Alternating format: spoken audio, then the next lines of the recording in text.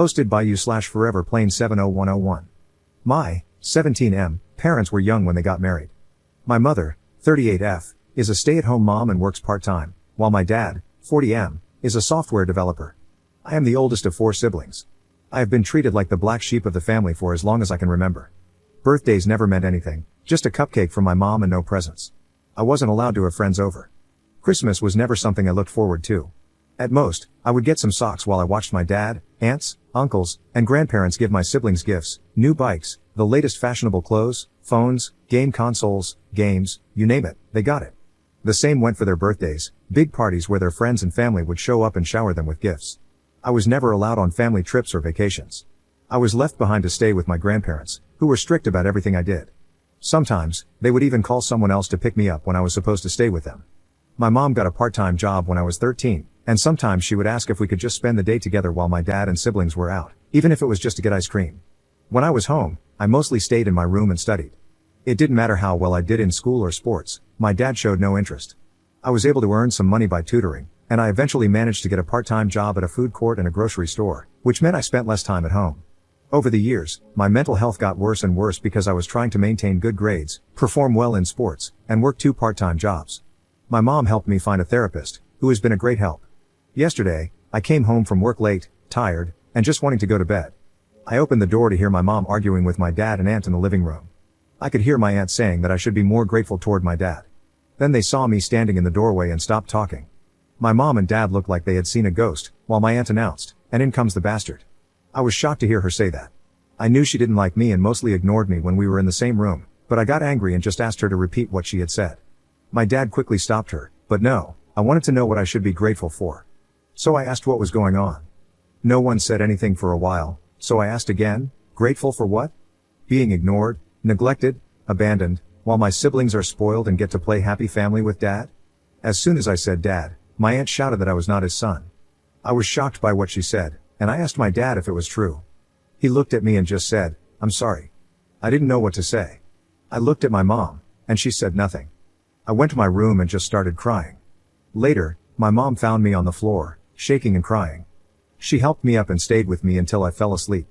I woke up this morning and called in sick. I barely left my room today. I just feel like everything I've done to make the man I call dad proud, or just to get him to acknowledge me, has been a waste of my life. I wish I had known years ago. Edit. After I put up this post, I had to get out of the house. I wanted to be alone for a while, and the thoughts of ending things became too hard to ignore. So, I called my best friend, and he picked me up. We went for a drive, and I told him what had happened yesterday. He just listened while I cried and told him everything. He already knew my father was like this, but not the extended family. I had never seen him so angry before. He had to pull over to calm himself down. I showed him the post, and he was silent for a while. After a few minutes, he told me that no matter what, I was his best friend, and he asked if it would be okay for him to maybe talk to his parents about me staying at his place for some time. I said yes. He dropped me off at home, and we got out of the car and talked for a bit. Before he left, he gave me a hug and said that whenever I felt alone, I should give him a call. When I entered the house, I ignored everyone. First, I would like to thank everyone for your comments. Though I have not responded, I have read through all of them. They have not only been helpful in helping me see things differently, but they have also encouraged me to stay strong until I can move out. You are right, this man is not my dad or father, and I will no longer see him as such. I will try to get some answers about why I am being abused, why no one told me anything all these years, and most importantly, who my real biological father is. Is he alive? Does he know I exist? To clarify one thing, I have no idea who anyone on my mother's side of the family is, and therefore, there is no contact with them. My 18th birthday is at the end of the summer, and I plan to move out that day, or even sooner, if I have the opportunity to do so. Commenter. So sorry to hear that. I can't imagine what you've been through or are going through. You do seem like a good kid, your whole life is ahead of you, and I'm sure good things await.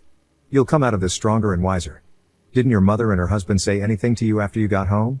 Didn't they try to stop you from going to your friend or at least talk to you about this? Ops response. When I left, I didn't say anything. I just texted my mom that I was out and would be back later. When I got home, my mom tried to say something, but I ignored it and went to my room. She came to check on me later and asked if I'd like to come down for dinner, but I declined and said I wasn't hungry. She stayed for a while and tried to get me to open up. I just asked why she never told me that he wasn't my father. She didn't answer the question and just said how sorry she was that I had to find out this way, and then she left. Update 4 days later.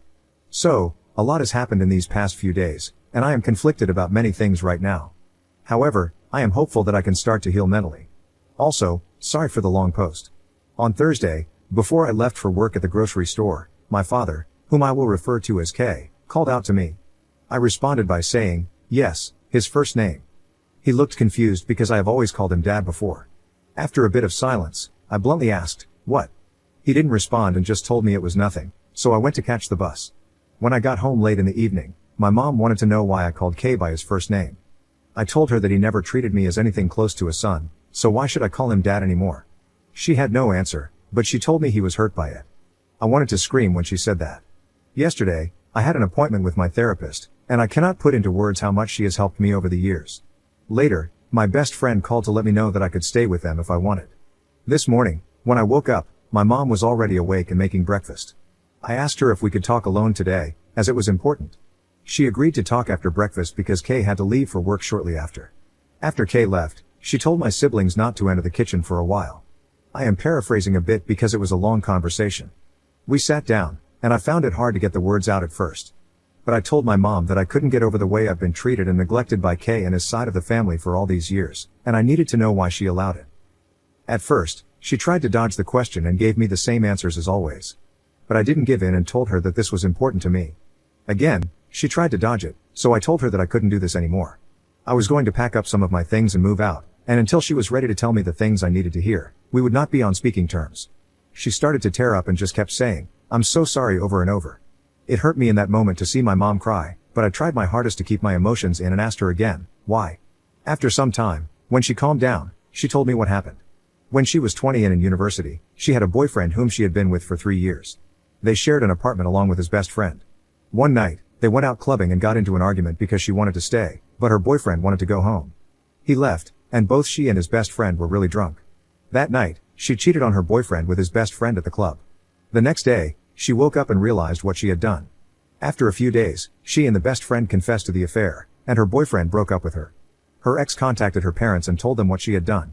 Her parents were furious and told her she was not welcome back home, cutting off all financial support. She had to move out, lost a lot of friends, and had nowhere to stay. She ended up living in her car for a while. When she found out she was pregnant, she didn't know what to do. She went back to the apartment to find that her ex and his best friend no longer lived there. She tried calling and texting them, but they didn't pick up or respond to her messages. She eventually got a job at a cafe, where she met Kay. He was a regular customer, and they got to know each other. Kay asked her out, and even though she told him she was pregnant, he didn't care at the time.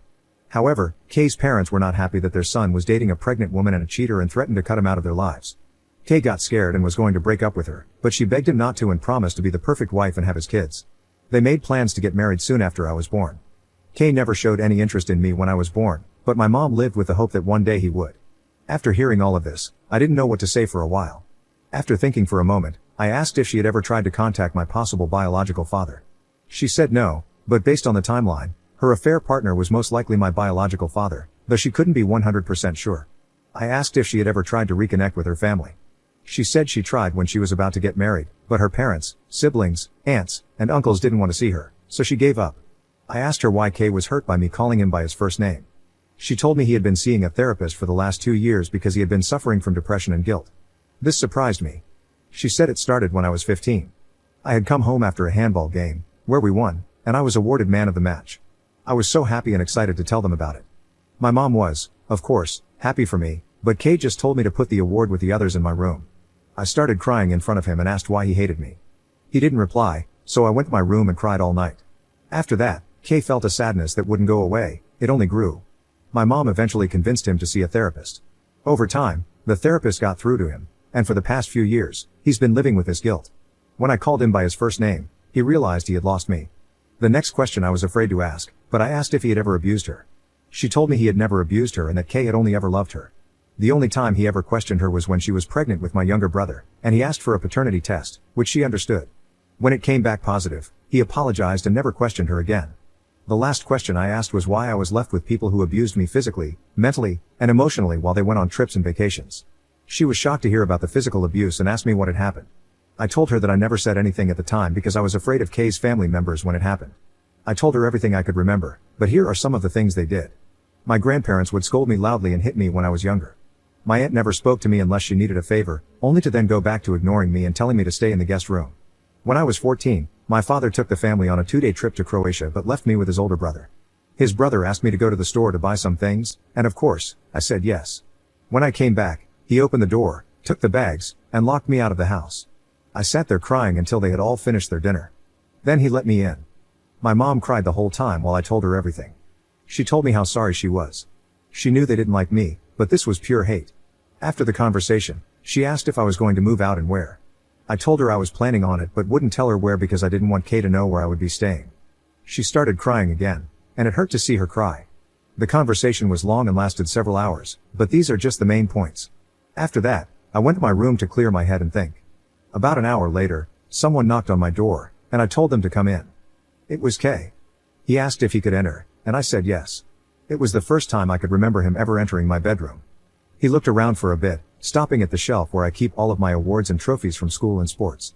He looked both surprised and sad when he saw the medals from when I did track and field and played football.